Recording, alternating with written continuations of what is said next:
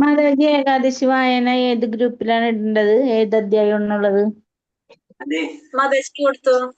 മാതാജിനോട് പറഞ്ഞോ. സ്മിത മാതാജിക്ക്. ഓക്കെ മാതാജി. കൃഷ്ണ മാതാജി.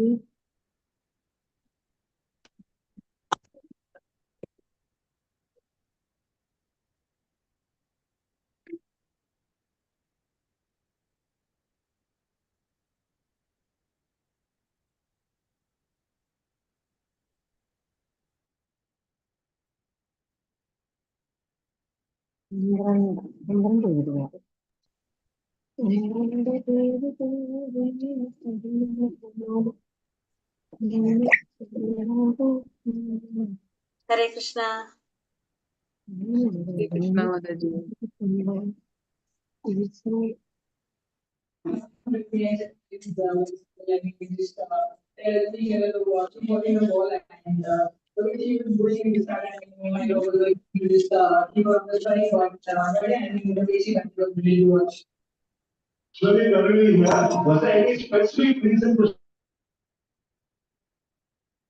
ഹരേ കൃഷ്ണ. ഓം നമോ ഭഗവതേ വാസുദേവായ. ഓം നമോ ഭഗവതേ വാസുദേവായ.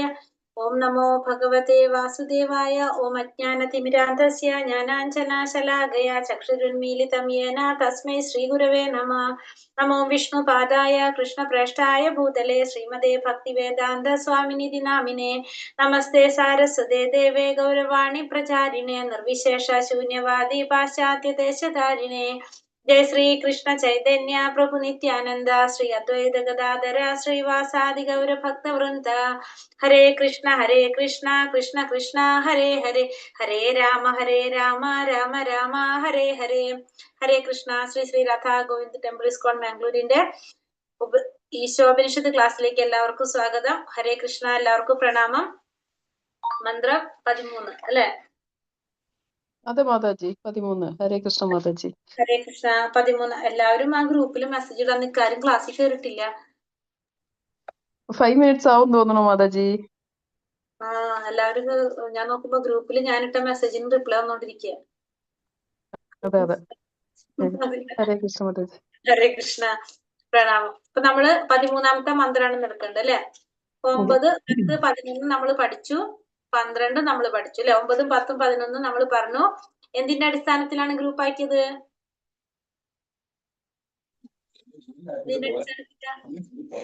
കൃഷ്ണ മാതാജി.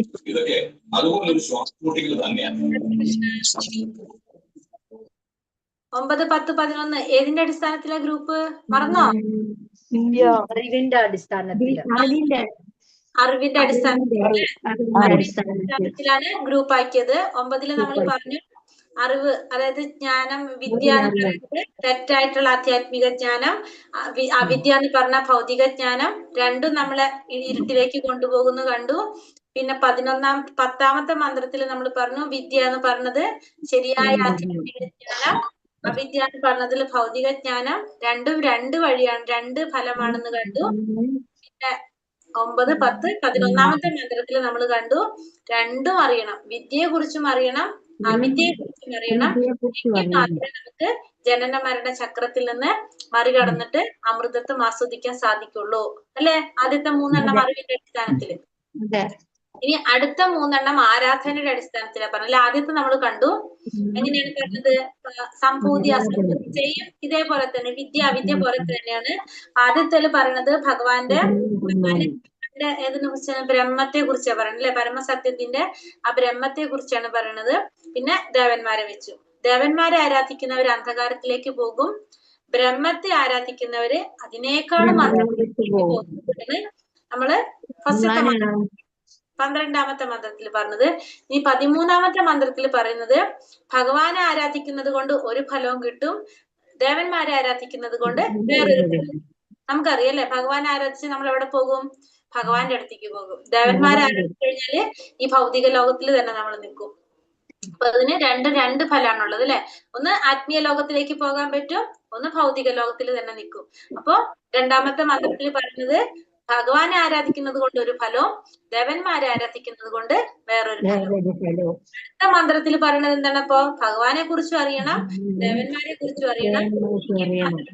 നമുക്ക് എന്ത് അറിയുള്ളൂ? ജനന മരണ ചക്രത്തിൽ നിന്ന് മറികടന്ന് അമൃതത്വം ആസ്വദിക്കാൻ സാധിക്കുള്ളൂ എന്നാണ് ഇതിൽ പറയുന്നത്.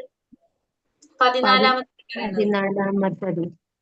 അപ്പൊ 13-ാമത്തേല് ഭഗവാൻ ആരാധിക്കുന്നത് കൊണ്ട് ഒരു ഫലം, ദേവന്മാരെ ആരാധിക്കുന്നത് വേറൊരു ഫലം. 14-ല് പറയുന്നത് രണ്ടും നമുക്ക് അറിഞ്ഞാലേ അമൃതത്തെ ആസ്വദിക്കാൻ സാധിക്കുള്ളൂ. അങ്ങനെ അതായത് ആ വിദ്യ പറഞ്ഞ പോലെ തന്നെയാണ് അടുത്ത 3 മന്ത്രവും പറയുന്നത്. ഇനി നമുക്ക് ക്ലാസ്സിലേക്ക് പോകാം. മനസ്സിലായില്ലേ എല്ലാവർക്കും?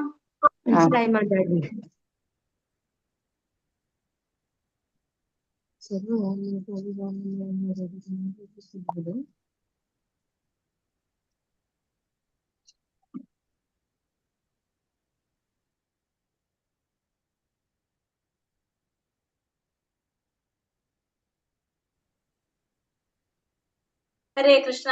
ഓം നമോ ഭഗവതേ വാസുദേവായ. അന്യത് ഏവാഹു സംഭവാത് അന്യത് ആഹൂര സംഭവാത് ഇതി ശുശ്രുമധീരാണാം യേന തദ്വിചക്ഷിരേ. അന്യത് ഏവാഹു സംഭവാത് അന്യത് ആഹൂര സംഭവാത് ഇതി ശുശ്രുമധീരാണാം ഇതി യേന തദ്വിചക്ഷിരേ.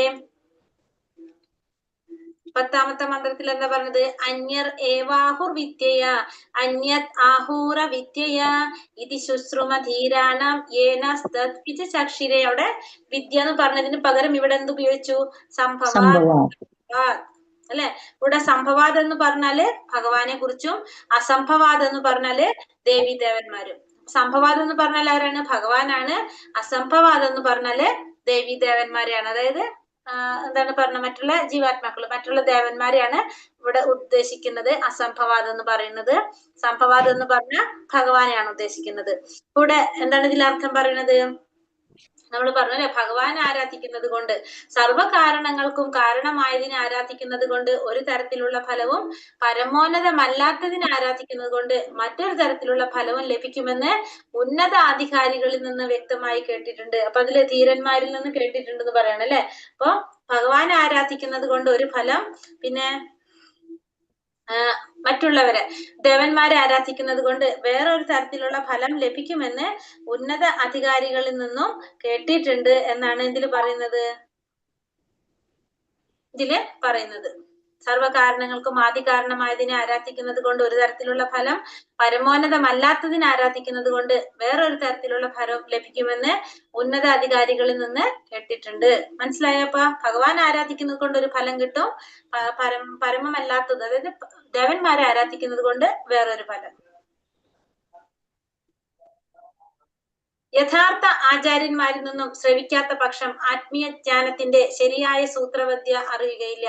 അപ്പൊ യഥാർത്ഥ ആത്മീയ ആചാര്യന്മാരിൽ നിന്നും ശ്രവിക്കാത്ത പക്ഷം നമുക്ക് എന്തറിയാൻ സാധിക്കില്ല? ആത്മീയ ജ്ഞാനത്തിന്റെ ശരിയായ കാര്യം നമുക്കറിയില്ല. നമ്മൾ പറയുന്നുണ്ട് അല്ലെ, ഗുരുശിഷ്യ പരമ്പരയിലൂടെ ആയിരിക്കണം നമ്മൾ ഇതൊക്കെ മനസ്സിലാക്കാനായിട്ട് ശ്രമിക്കേണ്ടത്. അതല്ലെങ്കിൽ നമുക്ക് എന്ത് സാധിക്കില്ല? നമുക്കിത് അറിയാനായിട്ട് സാധിക്കില്ല. അത് പറയുന്നുണ്ട്. അത് ശരിയായ രീതിയിൽ മനസ്സിലാക്കണമെങ്കിൽ നമ്മൾ ആചാര്യന്മാരിൽ നിന്നായിരിക്കണം, ആ പരമ്പരയിൽ നിന്ന് വന്നിരിക്കുന്ന വ്യക്തികളിൽ നിന്നായിരിക്കണം നമ്മളിത് കേൾക്കേണ്ടത്. ഭഗവത്ഗീത 9:25 പിതൃക്കളെ ആരാധിക്കുന്നവർ പിതൃക്കളുടെ ലോകത്തിലെത്തുന്നു പറഞ്ഞിട്ടുണ്ട്. അതുപോലെ ഇവിടെ തന്നെ കഴിയാൻ പദ്ധതികൾ ആസൂത്രണം ചെയ്യുന്ന സമഗ്ര ഭൗതികവാദികൾ ഈ ലോകത്ത് തന്നെ ശേഷിക്കുന്നു.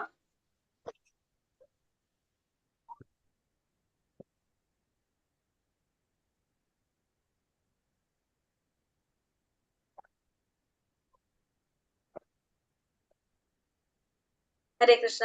ഇവിടെ എന്താ പറഞ്ഞത്? പിതൃക്കളുടെ ലോകത്തിൽ എത്തുന്നു, അതായത് പിതൃക്കൾ ആരാധിക്കുന്നവര് അവരുടെ ലോകത്ത് പോകും. നമ്മൾ ആരാണോ ആരാധിക്കുന്നത് നമ്മൾ ആ ലോകത്തിൽ പോകുന്നു ഭഗവാൻ പറയുന്നുണ്ട് അല്ലെ. ഭൗതികമായിട്ടുള്ളത് ദേവന്മാരെ ആരാധിച്ച അവരുടെ ലോകത്ത് പോകും, ഭഗവാൻ ആരാധിച്ച ഭഗവാന്റെ അല്ലെങ്കിൽ പിതൃക്കൾ ആരാധിച്ച അവരുടെ ലോകത്ത്. മറ്റാരെയും ആരാധിക്കാതെ ഭഗവാനെ മാത്രം ആരാധിക്കുന്ന ഭക്തന്മാർ ആധ്യാത്മിക നഭോമണ്ഡലത്തിൽ അദ്ദേഹത്തെ പ്രാപിക്കുന്നു. അപ്പൊ വേറെ ആരാധിക്കാതെ ഭഗവാൻ ആരാധിച്ചു കഴിഞ്ഞാൽ നമുക്ക് എവിടെ പോകാൻ സാധിക്കും? ഭഗവാന്റെ അടുത്ത് പോകാനായിട്ട് സാധിക്കും.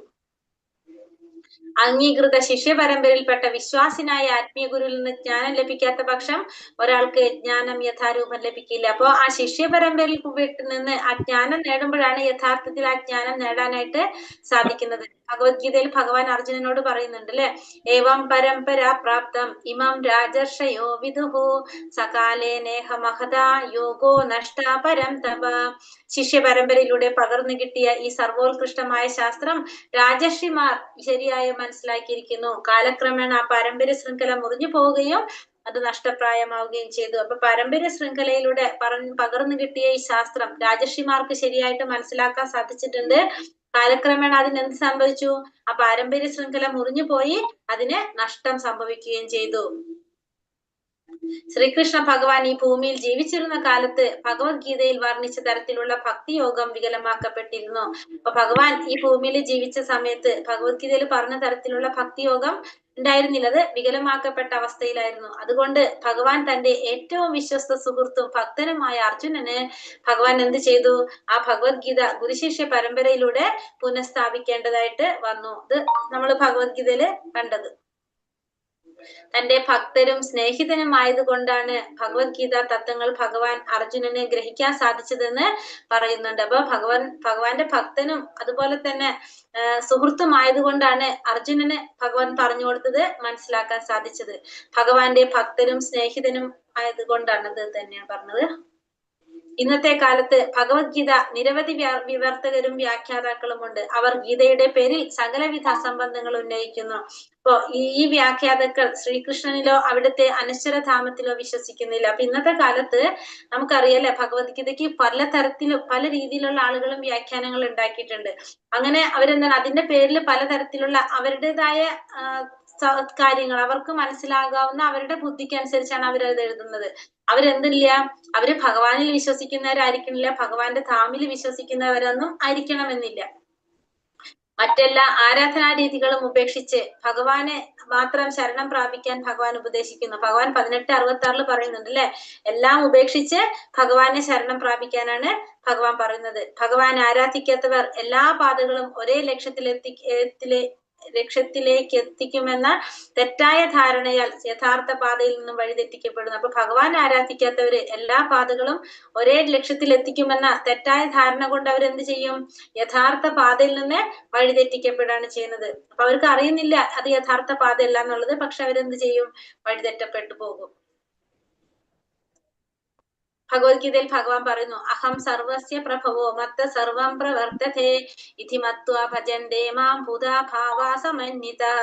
ലോകങ്ങളുടെ ഉറവിടം ഞാനാണ്, എല്ലാം എന്നിൽ നിന്നാണ് ഉണ്ടായത്. ഇത് പൂർണ്ണമായി അറിയുന്ന ബുദ്ധിമാന്മാർ എന്റെ സേവനത്തിൽ ഏർപ്പെടുകയും എന്നെ ഉള്ളഴിഞ്ഞാരാധിക്കുകയും ചെയ്യുന്നു. അപ്പൊ എല്ലാത്തിന്റെയും ഉറവിടം ആരാണ്? ഞാനാണ്, എല്ലാം എന്നിൽ നിന്നാണ് ഉണ്ടായത്. ഇത് പൂർണ്ണമായിട്ട് അറിയുന്ന ബുദ്ധിമാന്മാര് എന്റെ സേവനത്തിൽ ഏർപ്പെടുകയും ചെയ്യും, എന്നെ ആരാധിക്കുകയും ചെയ്യുന്നു. ബ്രഹ്മ, വിഷ്ണു, ശിവൻ ഇവരുടെ എല്ലാത്തിന്റെ സൃഷ്ടാവ് ആരാണ്? ഭഗവാൻ തന്നെയാണ്. അതാണ് അഹം സർവസ്യ പ്രഭവ എന്ന പദം കൊണ്ട് സൂചിപ്പിക്കുന്നത്. ബ്രഹ്മാവിന് ആ ജ്ഞാനം ഉപദേശിച്ചതും ഭഗവാൻ കൃഷ്ണനാണെന്ന് ഗോപാലതോപനിഷത്തിൽ പറയുന്നുണ്ട്.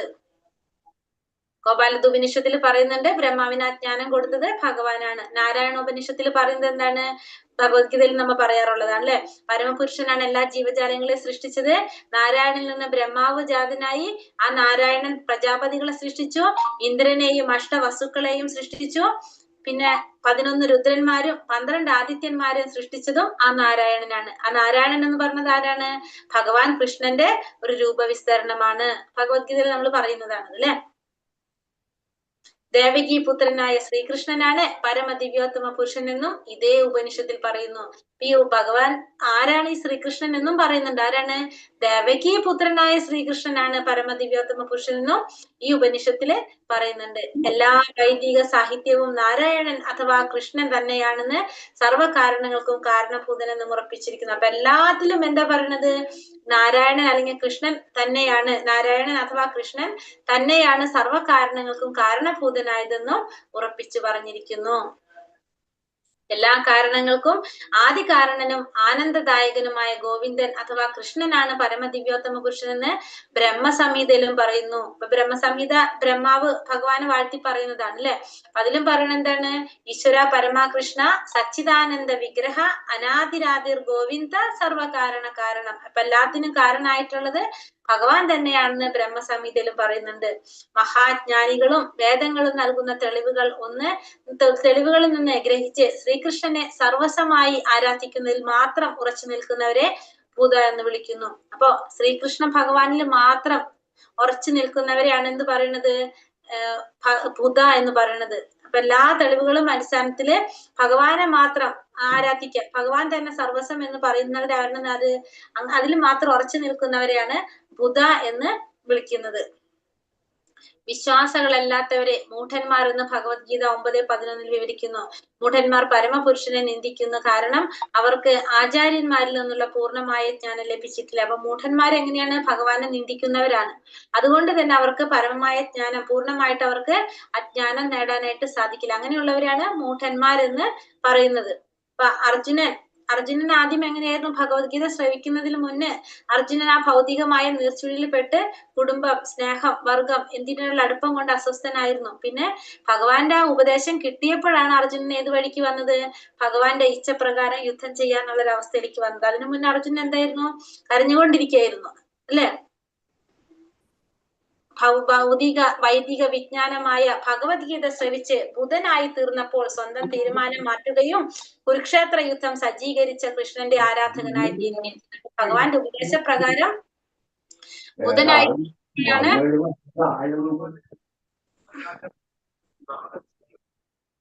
ബുധനായി തീർന്നപ്പോഴാണ് അദ്ദേഹം എന്ത് ചെയ്തത്?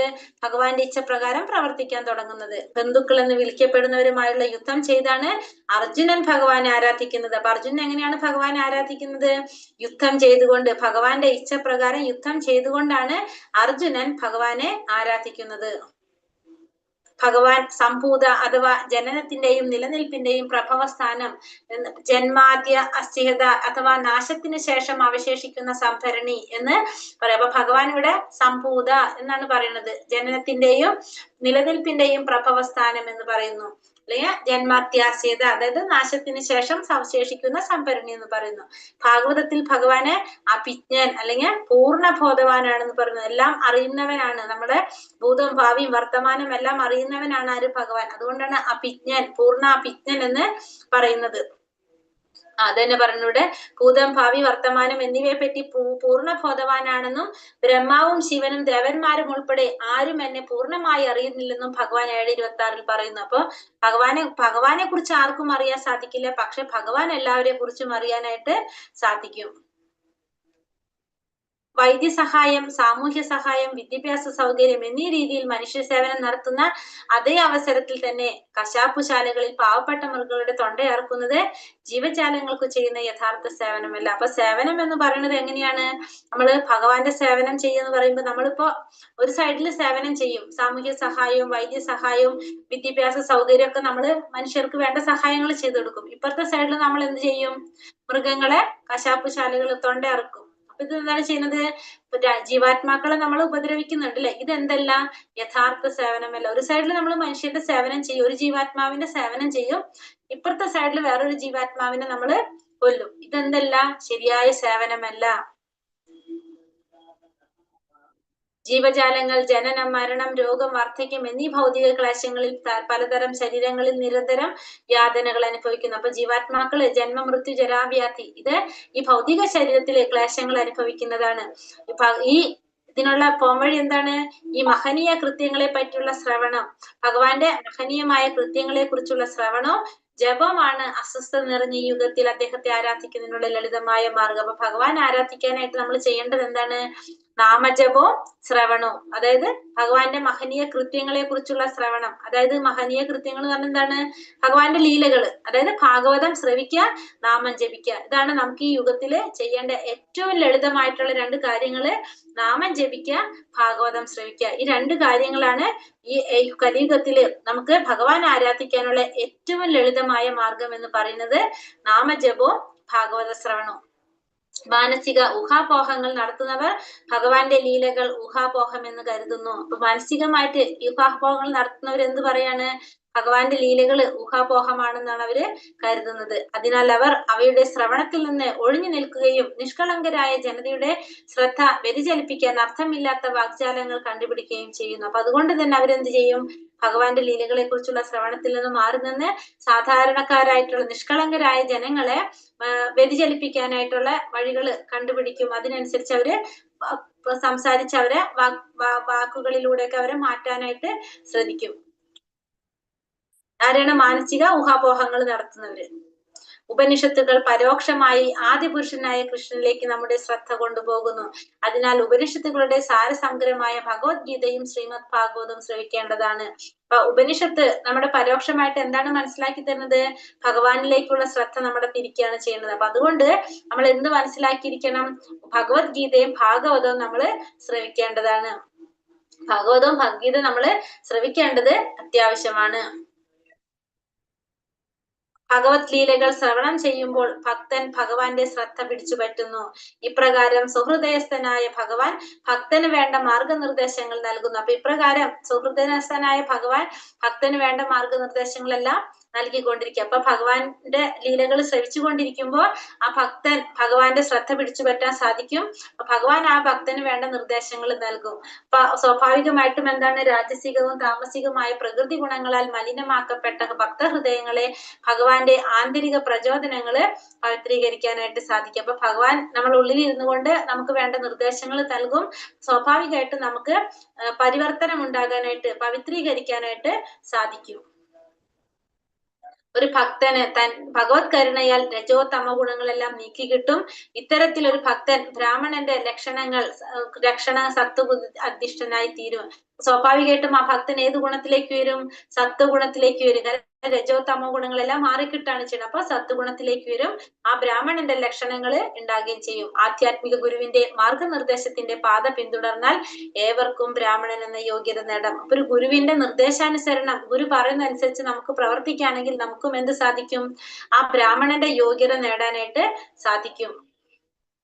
ഭഗവാന്റെ കാരുണ്യത്താൽ കലുഷിതമായ മനസ്സ് സ്ഫടിക തുല്യം ശുദ്ധമാവുകയും ചെയ്യുന്നു. അപ്പൊ ഭഗവാന്റെ കാരുണ്യം കൊണ്ട് ഈ കലുഷിതമായിട്ടുള്ള മനസ്സ് നമ്മളെ സ്ഫടിക തുല്യം ശുദ്ധമാവുകയും ഈ തലത്തിൽ എത്തിക്കഴിഞ്ഞാൽ അയാൾക്ക് പിന്നെ മുക്താത്മാവാകാനും ജീവിതത്തിന്റെ ഓരോ ചുവടുവെപ്പിലും ഭഗവാനെ ദർശിക്കാനും സാധിക്കും. അപ്പൊ ഈ ഒരു അവസ്ഥയിൽ എത്തിക്കഴിഞ്ഞാൽ നമുക്ക് എന്ത് സാധിക്കും?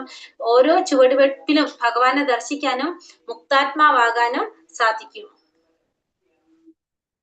ഹരേ കൃഷ്ണ കൃഷ്ണ കൃഷ്ണ ഹരേ ഹരേ, ഹരേ രാമ രാമ രാമ ഹരേ ഹരേ. ഹരേ കൃഷ്ണ. മനസ്സിലായോ പറഞ്ഞത്?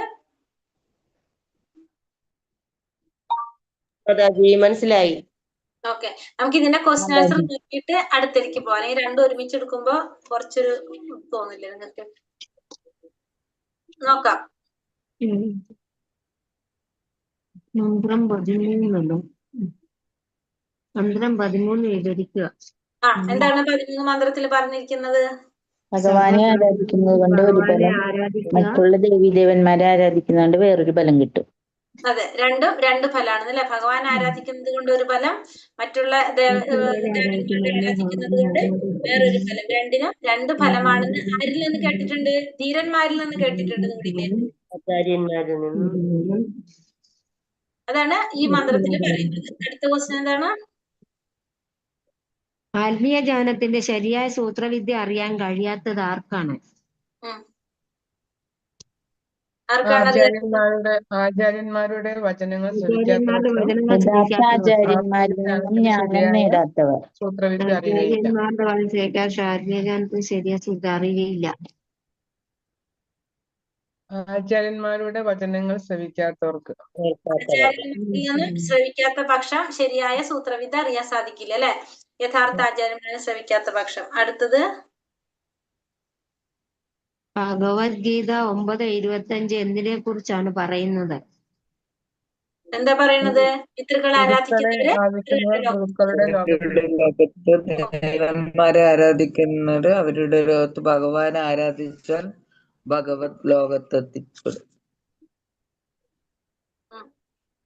അടുത്തത്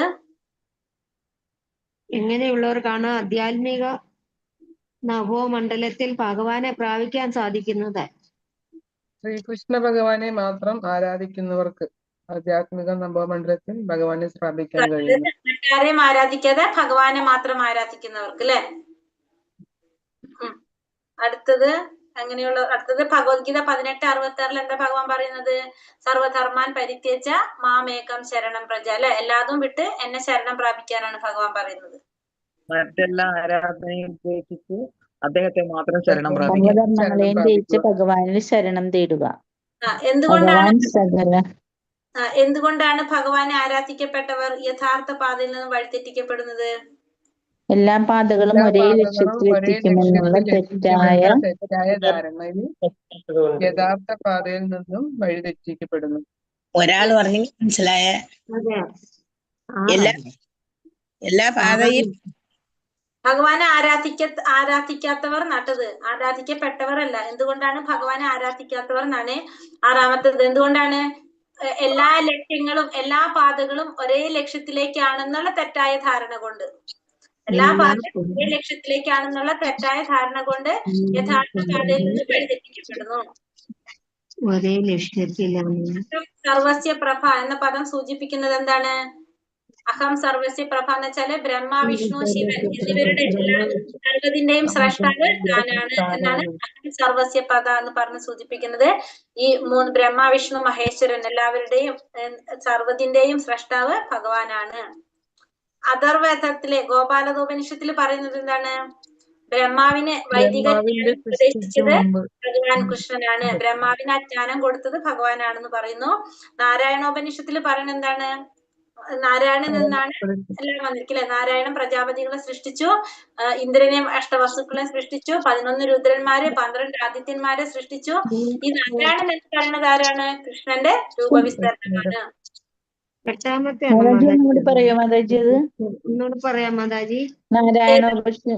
നാരായണൻ അത് ഭഗവത്ഗീതയിലുണ്ട് മാതാജി കറക്റ്റ് ആയിട്ട്.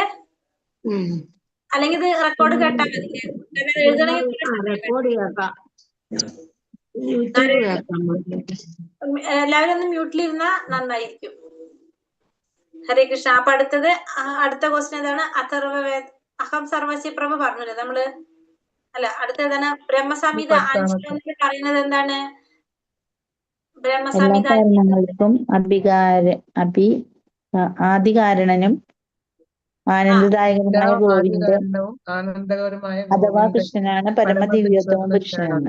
അതെ, എല്ലാ കാരണങ്ങൾക്കും ആദികാരണനും ആനന്ദദായകനുമായ ഗോവിന്ദൻ അഥവാ കൃഷ്ണനാണ് പരമദിവ്യോത്തമ പുരുഷൻ എന്നാണ് ബ്രഹ്മസംഹിതയില് പറയുന്നത്. ബുധ എന്നറിയപ്പെടുന്നത് ആരെയാണ്? ഭഗവാനെ മാത്രം. ഭഗവാനിൽ വിശ്വാസമില്ലാത്തവരെ മൂഢന്മാരെന്ന് വിളിക്കാൻ കാരണം എന്താണ്? പരമപുരുഷനെ നിന്ദിക്കുന്നു. അവർക്ക് ശരിയായ ജ്ഞാനം കിട്ടിയിട്ടില്ല, അതുകൊണ്ട് അവർ ഭഗവാനെ നിന്ദിക്കുന്നു. അതുകൊണ്ട് അവരെ മൂഢന്മാരെന്ന് വിളിക്കുന്നു. കുരുക്ഷേത്ര യുദ്ധത്തിൽ അർജുനൻ ഭഗവാനെ എങ്ങനെയാണ് ആരാധിച്ചത്? യുദ്ധം ചെയ്തുകൊണ്ടാണ് ആരാധിച്ചത്. ഭഗവാന്റെ ഇച്ഛയ്ക്കനുസരിച്ച് യുദ്ധം ചെയ്താണ് ഭഗവാനെ ആരാധിച്ചത്. ശ്രീമദ് ഭാഗവതത്തിൽ ഭഗവാനെ അഭിജ്ഞൻ എന്ന് പറയാൻ കാരണം ഭഗവാൻ എന്തറിയാം? ഭഗവാന് ഭൂതം, ഭാവി, വർത്തമാനം എന്നിവയെ കുറിച്ച് പൂർണ്ണബോധവാനാണ്. പൂർണ്ണബോധമുള്ളത് കൊണ്ട് ഭഗവാന് പൂർണ്ണാഭിജ്ഞൻ എന്ന് പറയുന്നു. ഭഗവത്ഗീത 7:26 എന്താ പറയുന്നത്? പരമപുരുഷനായ ഭഗവാന് പണ്ടുണ്ടായതും ഇന്ന് സംഭവിക്കുന്നതും മേലിൽ വരാൻ പോകുന്നതുമായ എല്ലാം അറിയാം. അതാണ് ഭഗവാനെ പൂർണ്ണമായിട്ട് ആർക്കും അറിയാൻ സാധിക്കില്ല. ദേവന്മാർക്കോ ഋഷിമാർക്കോ ആർക്കും ഭഗവാനെ പൂർണ്ണമായിട്ട് അറിയാൻ സാധിക്കില്ല എന്നാണ് ഭഗവാൻ 7:26 പറയുന്നത്. ഭഗവത്ഗീതയിലത്തെ ഭഗവത്ഗീത എഴുതിയാൽ മതി കേട്ടോ. ജീവജാലങ്ങൾ പലതരം ശരീരങ്ങൾ അനുഭവിക്കുന്ന യാതനകൾ ഏതൊക്കെയാണ്? ജന്മ, മൃത്യു, 4 തരത്തിലുള്ള ക്ലേശങ്ങളിൽ അനുഭവിക്കുന്നത്. ജനനം, രോഗം, മരണം, വാർദ്ധക്യം. കലിയുഗത്തിൽ ഭഗവാനെ ആരാധിക്കാനുള്ള ഏറ്റവും ലളിതമായ മാർഗം എന്താണ്? നാമജപം, ഭാഗവത ശ്രവണം.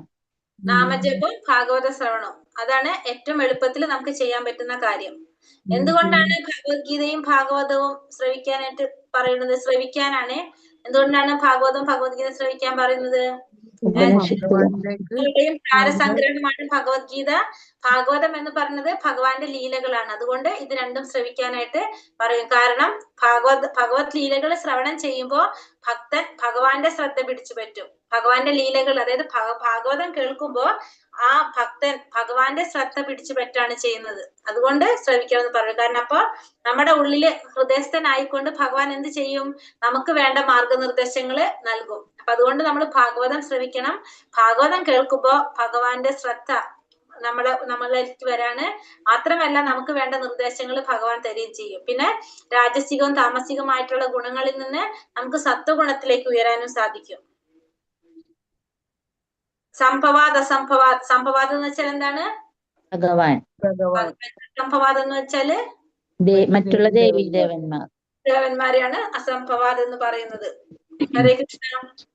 അപ്പൊ നമ്മള് 13ാമത്തെ അധ്യായമാണ്. ഇപ്പൊ 13ാമത്തെ മന്ത്രമാണ് നമ്മളിപ്പോ കണ്ടത്. 13ാമത്തെ മന്ത്രത്തിൽ സംശയമുണ്ടോ? ഇല്ല. ഓക്കെയാണ്. ഇത് എളുപ്പമാണല്ലേ പഠിക്കാനായിട്ട്? കുറച്ച് തോന്നുന്നുണ്ടോ?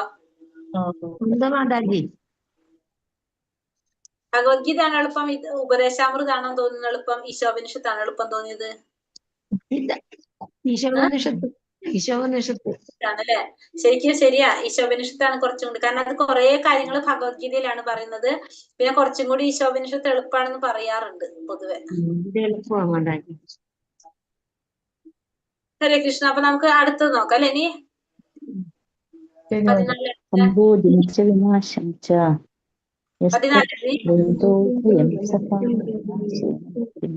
ഹരേ കൃഷ്ണ. സംഭൂതിം ച വിനാശം ച യസ്തത് വേദോഭയം സഹ വിനാശേന മൃത്യും തീർത്വാ സംഭൂത്യാമൃതമശ്നുതേ.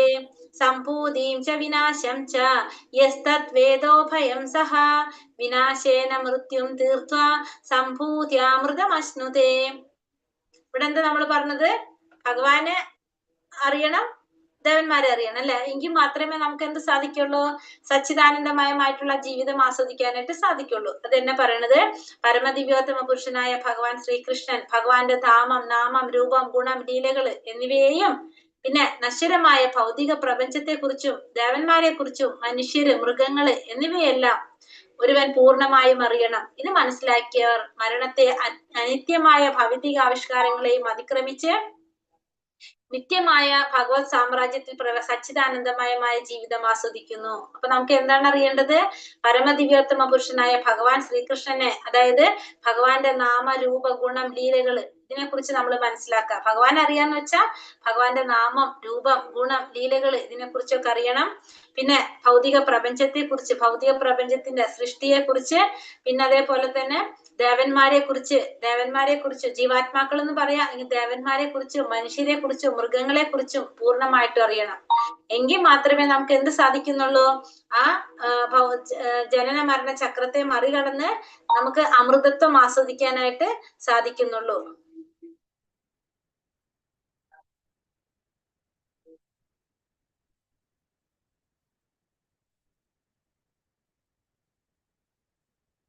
ഭൗതികതയിൽ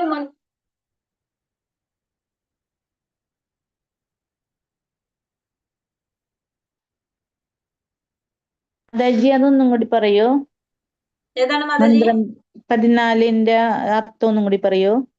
ഹരേ കൃഷ്ണ മാതാജി. അതായത് ഇവിടെ എന്താ പറയണത്? ഭഗവാനെ കുറിച്ച് നമ്മൾ പറഞ്ഞു ഭഗവാനെ കുറിച്ചും അറിയണം. ആരെ കുറിച്ചും അറിയണം? ദേവന്മാരെ കുറിച്ചും അറിയണം. എങ്കിൽ മാത്രമേ നമുക്ക് എന്ത് സാധിക്കുള്ളൂ എന്ന് പറഞ്ഞു? നമുക്ക് ആ ജനന മരണ ചക്രത്തിൽ നിന്ന് മറികടക്കാനായിട്ട് സാധിക്കുള്ളൂ എന്ന് പറഞ്ഞു അല്ലെ? നമ്മള് ഇപ്പൊ ഭഗവാനെ കുറിച്ച് എങ്ങനെയാണ്?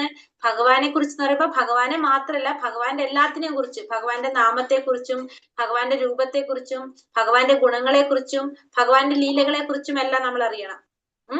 പിന്നെ അടുത്ത നമ്മൾ പറഞ്ഞു ദേവന്മാരെ കുറിച്ച് അറിയണം അല്ലെ? അപ്പൊ ദേവന്മാരെ കുറിച്ച് പറയുമ്പോ ഭൗതിക പ്രപഞ്ചത്തെ കുറിച്ച് അറിയണം, ദേവന്മാരെ കുറിച്ച് അറിയണം, പിന്നെ മനുഷ്യരെ കുറിച്ച്, അതായത് മറ്റുള്ള ജീവാത്മാക്കളെ കുറിച്ചും അറിയണം.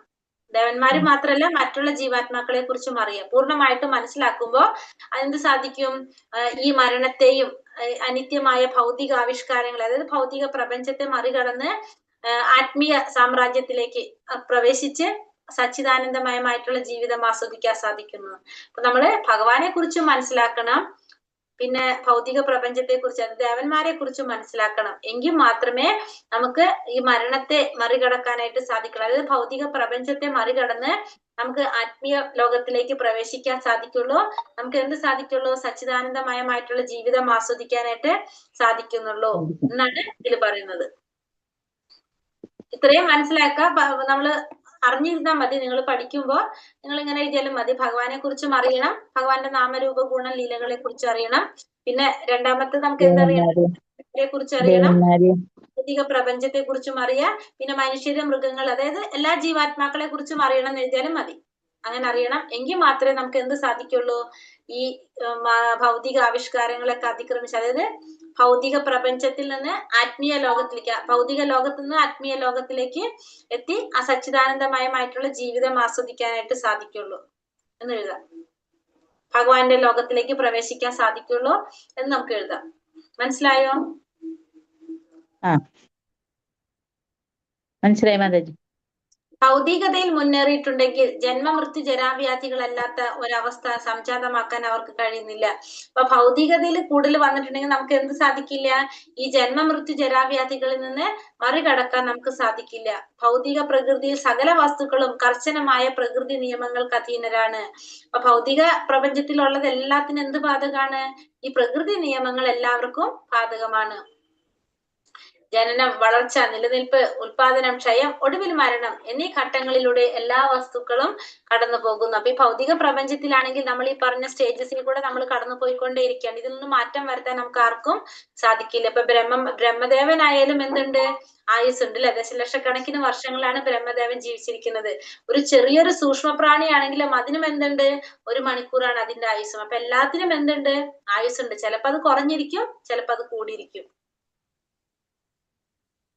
ദശലക്ഷക്കണക്കിനുള്ള ബ്രഹ്മാക്കൾക്ക് പോലും ഇന്നോ നാളെയോ മരണം ബാധകമാണ്. അതുകൊണ്ട് ഈ ഭൗതിക പ്രപഞ്ചത്തെ നമ്മൾ എന്ത് പറയും? മർത്യലോകം അല്ലെങ്കിൽ മരണത്തിന്റെ ലോകം എന്ന് പറഞ്ഞു. അപ്പൊ എല്ലാ ജീവാത്മാക്കൾക്കും എന്തുണ്ട്? ഭൗതിക ലോകത്തിലുള്ള എല്ലാ ജീവാത്മാക്കൾക്കും ജനന മരണങ്ങളുണ്ട്. അതുകൊണ്ടാണ് ഈ ഭൗതിക പ്രപഞ്ചത്തെ മർത്യലോകം എന്ന് പറയുന്നത്. ശാസ്ത്രജ്ഞന്മാരും രാഷ്ട്രീയക്കാരും ഈ സ്ഥലം മരണമുക്തമാക്കാൻ ശ്രമിക്കുന്നു. കാരണം അവർക്ക് എന്താണ്? മരണമില്ലാത്തൊരു ലോകമുണ്ട്, ആത്മീയ പ്രകൃതി. അതിനെ കുറിച്ച് ആർക്കറിയില്ല? ഈ ശാസ്ത്രജ്ഞന്മാർക്കും രാഷ്ട്രീയക്കാർക്കും അറിയില്ല. അപ്പൊ അവരെന്ത് ചെയ്യാണ്? അവർ ഈ ഭൗതിക ലോകത്തെയാണ് മരണമുക്തമാക്കാനായിട്ട് ശ്രമിക്കുന്നത്. പക്ഷെ അവർക്ക് അതിന് സാധിക്കുന്നില്ല. ആധുനിക മനുഷ്യൻ വേദങ്ങളിൽ നിന്നും ഇതിഹാസങ്ങളിൽ നിന്നും ശാസ്ത്രങ്ങളിൽ നിന്നും ജ്ഞാനം കൈവരിക്കുന്നതിൽ വിമുഖനാണ്. പക്ഷെ ആധുനിക മനുഷ്യൻ എങ്ങനെയാണ്? ഈ വേദങ്ങളിൽ നിന്നോ ശാസ്ത്രങ്ങളിൽ നിന്നോ ഇങ്ങനത്തെ നിന്നൊക്കെ ജ്ഞാനം നേടാനായിട്ട് വിമുഖത കാണിക്കുന്നവരാണ്. അവർക്ക് ഇതിലൊന്നും താല്പര്യമില്ലാത്തവരാണ് അവര്. വിഷ്ണു പുരാണത്തിൽ പറയുന്നതാണ്, വിഷ്ണു ശക്തിപര പ്രോക്ത ക്ഷേത്രജ്ഞാഖ്യാത ധാപര അവിദ്യ കർമ്മ സംചന്യ. ഹരീഷ്ണ മതം ചെയ്തോളൂ. അവിദ്യ കർമ്മ സംചന്യ തൃതീയ ശക്തി ഋഷ്യത്തെ. വിഷ്ണു പുരാണത്തിൽ ഭഗവാന് ഉത്കൃഷ്ട ശക്തി, അധമ ശക്തി എന്ന് പറഞ്ഞ 2 ശക്തികളുണ്ട്. നമ്മൾ ഭഗവത്ഗീതയിൽ പഠിക്കുന്നില്ല, 2 ശക്തികൾ. ഭഗവാന്റെ പരാപ്രകൃതിയും അപരാപ്രകൃതിയും. ഭൗതിക പ്രകൃതിയാണ് ഭഗവാന്റെ അധമ ശക്തി എന്ന് പറയുന്നത്. നമ്മൾ പറഞ്ഞു ആ ഭൗതിക പ്രകൃതി എന്ത് ചെയ്തുകൊണ്ടിരിക്കുകയാണ്? കാമ്യകർമ്മം ചെയ്യാനായിട്ട്, ആവരണം ചെയ്ത് കർമ്മം ചെയ്യാനായിട്ട് ജീവാത്മാവിനെ പ്രേരിപ്പിച്ചുകൊണ്ടിരിക്കുകയാണ് ചെയ്യുന്നത്. അപ്പൊ 2 ശക്തി, ഒന്ന് പരാശക്തിയും അപരാശക്തിയും. നമ്മള് അപരാശക്തിയാണ് നമ്മൾ പറഞ്ഞത്. ഈ പരാശക്തി എന്ന ഉയർന്ന ശക്തിയാണ്, ഒരു മിനിറ്റ്,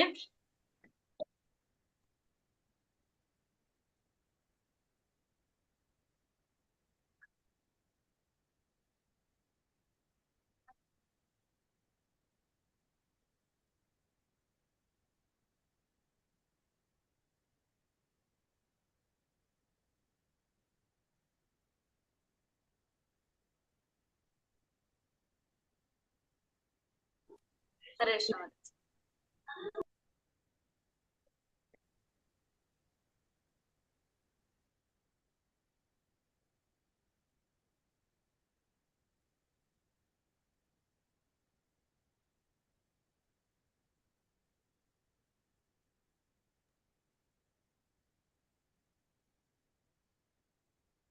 ഹരേ കൃഷ്ണ.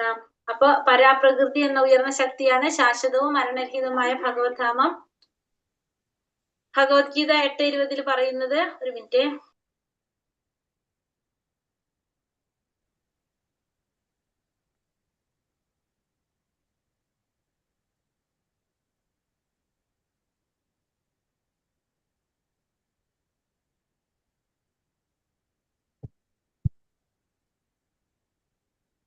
ഭഗവത്ഗീത 8:20 പറയുന്നത് എന്താണ്? പരസ്തസ്മത്തു ഭാവോന്യോ വ്യക്തോ വ്യക്താ സനാതനഃ യസാ സർവേഷു ഭൂതേഷു നശ്യസ്തു ന വിനശ്യതി. അപ്പൊ നമ്മൾ പറഞ്ഞു പരാപ്രകൃതിയും അപരാപ്രകൃതി അല്ലെ, ഭഗവാന്റെ രണ്ട് ശക്തികള്. അപരാപ്രകൃതി എന്ന് പറയുന്നത് ഭൗതിക പ്രകൃതിയാണ്. പരാപ്രകൃതി എന്ന് പറയുന്നത് എന്താണ്? ഭഗവാന്റെ ആത്മീയമായിട്ടുള്ള ശക്തി, അതായത് ഭൗതിക ലോകത്തിന്റെ അപ്പുറത്തുള്ളത് ആത്മീയ ലോകത്തിലാണ് വരുന്നത്. അവിടെ എങ്ങനെയാണ്? ശാശ്വതമായിട്ടുള്ളതും അതേപോലെ തന്നെ മരണരഹിതവുമായിട്ടുള്ളതാണ് അവിടെ എന്ന് പറയുന്നത്. അപ്പൊ അതാണ് ഇവിടെ 20ാമത്തെ ശ്ലോകത്തിൽ പറയുന്നത്. ഊർധ്വലോകങ്ങൾ, മധ്യലോകങ്ങൾ, അർദ്ധോലോകങ്ങൾ തുടങ്ങി സൂര്യൻ, ചന്ദ്രൻ, ശുക്രൻ എന്നിവ ഉൾപ്പെടുന്ന ഗ്രഹങ്ങൾ പ്രപഞ്ചത്തിലുടനീളം വ്യാപിച്ചിരിക്കുന്നു. അപ്പോ 3 ലോകങ്ങള്, ഊർധ്വലോകം, മധ്യലോകം, അധോലോകം. ഭൂമിക്ക് താഴെയുണ്ട്, ഭൂമിക്ക് മുകളിലുണ്ട്. അതാണ് 3 ലോകങ്ങള്. ഇവിടെ പിന്നെന്താണ്? സൂര്യൻ, ചന്ദ്ര, ശുക്രൻ എന്നിവ ഉൾപ്പെടുന്ന ഗ്രഹങ്ങള് പ്രപഞ്ചത്തിലുടനീളം വ്യാപിച്ചു കിടക്കുന്നു. ചില താണതരം ഗ്രഹങ്ങൾ ബ്രഹ്മാവിന്റെ അദ്യത്തിൽ വിനാശമടയുകയും ബ്രഹ്മാവിന്റെ അടുത്ത ദിനത്തിൽ വീണ്ടും സൃഷ്ടിക്കപ്പെടുകയും ചെയ്യുന്നു. അപ്പോ ബ്രഹ്മാവിന്റെ ആയുസ് അനുസരിച്ച് നമ്മൾ പ്രളയം സംഭവിക്കുന്നതിന് പറയുന്നുണ്ട് അല്ലെ. അപ്പൊ ബ്രഹ്മാവിന്റെ ഒരു പകല് കഴിയുമ്പോ രാത്രിയാകുമ്പോ എന്ത് പറയും? ഒരു ചെറിയൊരു പ്രളയം വരും. നമ്മള് ഈ പ്രപഞ്ചം മുഴുവൻ നശിക്കില്ല, പക്ഷെ താഴ്ന്ന തരത്തിലുള്ള ഗ്രഹങ്ങൾ മുഴുവൻ നശിക്കും. പിന്നെ അതിനുശേഷം ബ്രഹ്മാവിന്റെ ആയുസ്സുമാകുമ്പോ, അതായത് പുതിയ ബ്രഹ്മാവ് വരുമ്പോ വീണ്ടും ഒരു മഹാപ്രളയം വരും. അപ്പൊ എന്താണ്? അത് മുഴുവനും നശിച്ചു പോകും. അപ്പൊ 2 തരത്തില് പ്രളയം സംഭവിക്കുന്നുണ്ട്. പിന്നെ പിറ്റന്നാള് വീണ്ടും നേരം വെളുക്കുമ്പോ വീണ്ടും എന്ത് വരണം? സൃഷ്ടി വരാണ് ചെയ്യുന്നത്. സത്യ, ത്രേത, ദ്വാപര, കലി തുടങ്ങിയ ഭൂമിയിലെ ചതുർയുഗങ്ങളുടെ കാലയളവ് 12,000 വർഷമാണ്. അതിനെ 1000 കൊണ്ട് ഗുണിക്കുമ്പോൾ ബ്രഹ്മാവിന്റെ ഒരു പകലായി. അതുപോലെ തന്നെ രാത്രിയും. അപ്പൊ ബ്രഹ്മാവിന്റെ ജീവിതാന്ത്യത്തിൽ പ്രപഞ്ചാവിഷ്കാരം മുഴുവനും വിനാശമായിരുന്നു. അപ്പൊ നമ്മളിപ്പോ പറഞ്ഞു അല്ലെ, ബ്രഹ്മാവിന്റെ ഒരു പകല് കഴിയുമ്പോ പ്രളയം സംഭവിക്കും. ആ പകല് കഴിയുന്നതിന് എത്ര സമയം എടുക്കും? 12,000, അതായത് സത്യ, ത്രേത, ദ്വാപര, കലിയുഗങ്ങളുടെ ചതുർയുഗങ്ങളുടെ കാലയളവ് 12,000 വർഷമാണ്. അതിന് 1000 കൊണ്ട് ഗുണിക്കുമ്പോഴാണ് ബ്രഹ്മാവിന്റെ ഒരു പകല്. അപ്പൊ അത്രയും കഴിയുമ്പോഴാണ് ചെറിയ പ്രളയം വരുന്നത്. പിന്നെ ഈ മുഴുവനും കഴിയുമ്പോ എന്ത് സംഭവിക്കാണ്? ബ്രഹ്മാവിന്റെ ജീവിതത്തിന്റെ അവസാനം, അതാണ് എന്ത് വരുന്നത്? മഹാപ്രളയം വരുന്നത്. ഉയർന്ന ലോകമായ സൂര്യനിലും ചന്ദ്രനില്ല എന്ന് മറ്റും കഴിയുന്ന ജീവജാലങ്ങളും അതുപോലെ ഭൂമിയിൽ മർത്യലോകത്തിൽ കഴിയുന്നവരും അധോലോകങ്ങളിൽ കഴിയുന്നവരും എല്ലാം ബ്രഹ്മാവിന്റെ രാത്രി സമയത്ത് പ്രളയജലത്തിലാഴുന്നു. അപ്പോ ഉയർന്ന ലോകത്തിലുള്ള സൂര്യനായാലും ചന്ദ്രനിലായാലും എല്ലാത്തിലുള്ളതും ഭൂമിയിലുള്ള മർത്യലോകത്തിൽ കഴിയുന്നവരൊക്കെ എന്താണ്? ബ്രഹ്മാവിന്റെ രാത്രി സമയത്തുള്ള പ്രളയത്തില് എല്ലാവരും പോകും. അപ്പൊ അങ്ങനെ പോകുമ്പോ ഉയർന്ന ലോകങ്ങളിൽ പോകുന്നില്ല എന്ന് പറഞ്ഞു അല്ലെ. അപ്പൊ അവരെന്ത് ചെയ്യും? അവരവിടെ തന്നെ നിൽക്കും. അവർ പ്രത്യക്ഷത്തിൽ കാണില്ല, പക്ഷെ അവരെവിടെ ഉണ്ടാവും? അവിടെ തന്നെ നിൽക്കും. അതാണ് പറയുന്നത്, ആധ്യാത്മികമായി അവയുടെ നിലനിൽപ്പ് തുടർന്നുവെങ്കിലും ഈ കാലയളവ് ഒരു ജീവിവർഗമോ ജീവജാലകമോ പ്രത്യക്ഷപ്പെടുന്നില്ല. ഈ അപ്രകടിത കാലത്തെ അവ്യക്തം എന്ന് പറയുന്നു. ബ്രഹ്മാവിന്റെ ജീവിതാന്ത്യത്തിൽ എല്ലാ പ്രപഞ്ച സർഗങ്ങളും നാശമടയുന്ന മറ്റൊരു അവ്യക്താവസ്ഥയുണ്ട്. അപ്പൊ ഇവിടെ പറഞ്ഞത് ബ്രഹ്മാവിന്റെ 2 തരത്തില് പ്രളയം സംഭവിക്കുന്നു. ഒന്ന് ബ്രഹ്മാവിന്റെ ഒരു ദിവസം കഴിയുമ്പോ, ഒരു രാത്രി കഴിയും, ഒരു പകല് കഴിയുമ്പോ, അതായത് രാത്രി സംഭവിക്കും. പിന്നെ ബ്രഹ്മാവിന്റെ ആയുസ് കഴിയുന്ന സമയത്ത്. അപ്പൊ ആദ്യത്തെ പ്രളയം ബ്രഹ്മാവിന്റെ ഒരു പകല് കഴിയുമ്പോ. ആ പകല് കഴിയുമ്പോ പ്രളയം സംഭവിക്കുമ്പോ എല്ലാതും നശിക്കുന്നില്ല, പ്രളയത്തിൽ പോകുന്നില്ല. എന്താണ്? മുകളിലുള്ള ലോകങ്ങൾ നിലനിൽക്കും. പക്ഷെ ആ നിലനിൽക്കുന്നുണ്ടെങ്കിലും അതിനെ നമുക്ക് പ്രകടമാകുന്നില്ല, പ്രത്യക്ഷത്തിൽ കാണാൻ സാധിക്കില്ല. അതുകൊണ്ട് അതിനെ അപ്രകടിത കാലത്തെ അവ്യക്തം എന്ന് പറയും. ആ സമയത്ത് പ്രകടമാകാത്തതുകൊണ്ട് അതിന് അവ്യക്തം എന്ന് പറയും. പിന്നെ 2ാമത്തെ പ്രളയമാണ് ബ്രഹ്മാവിന്റെ ജീവിതത്തിന്റെ അവസാനം നടക്കുന്നത്. അപ്പൊ എന്താണ്? മുഴുവനും നശിച്ചു പോകും. മനസ്സിലായോ പറഞ്ഞത്?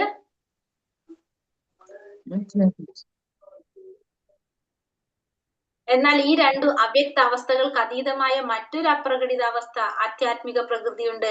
ഈ ആധ്യാത്മിക ഗ്രഹങ്ങൾ ശാശ്വതമായി നിലകൊള്ളുന്നു. ഇത് 2നും അപ്പുറത്ത് വേറൊരു അവസ്ഥയുണ്ട് അല്ലെ, ഈ ഭൗതിക പ്രപഞ്ചത്തിന്റെ അപ്പുറത്ത്. അതാണ് എന്ത്? ആത്മീയ പ്രകൃതി. അതെപ്പോഴും എങ്ങനെയാണ്?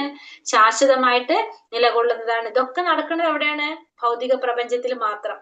വിവിധ ബ്രഹ്മാക്കളുടെ അധികാര പരിധിയിലുള്ള ഭൗതിക പ്രപഞ്ചങ്ങളെല്ലാം ഭഗവത് വിഭൂതിയുടെ 1/4 ഭാഗം മാത്രമാണ്. അപ്പോ ഇതൊക്കെ നടക്കുന്നത് ഈ ഭൗതിക പ്രപഞ്ചത്തിലാണ്.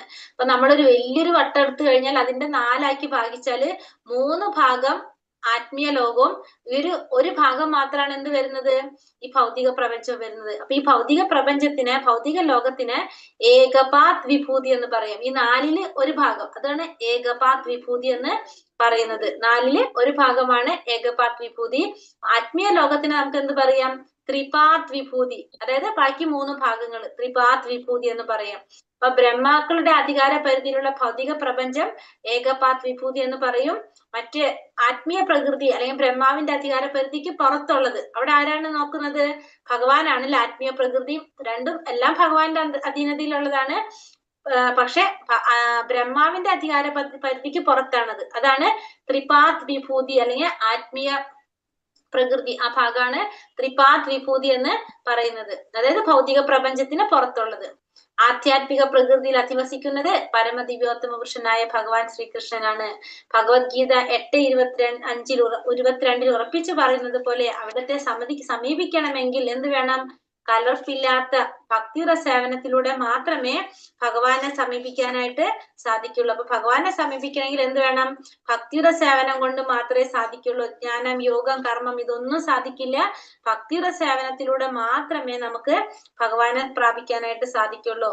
കാമ്യകർമ്മങ്ങൾ ചെയ്യുന്നവർ സൂര്യൻ, ചന്ദ്രൻ എന്നിവർ ഉൾപ്പെടുന്ന സ്വർഗലോകങ്ങളിൽ ഉയരങ്ങളിലേക്ക് ഉയർത്തപ്പെടുന്നു. ജ്ഞാനികളും യോഗികളും ഇതിനേക്കാൾ ഉത്കൃഷ്ട ലോകങ്ങളായ മഹർലോകം, തപോലോകം, ബ്രഹ്മലോകം എന്നിവിടങ്ങളിലേക്ക് ഉയർത്തപ്പെടുന്നു. ഇപ്പൊ കാമ്യകർമ്മങ്ങൾ ചെയ്തു കഴിഞ്ഞാൽ നമുക്ക് എവിടെ എത്താണ്, നമ്മള് സ്വർഗരാജ്യത്തിൽ പോകും പുണ്യകർമ്മങ്ങൾ അനുഭവിക്കാനായിട്ട്.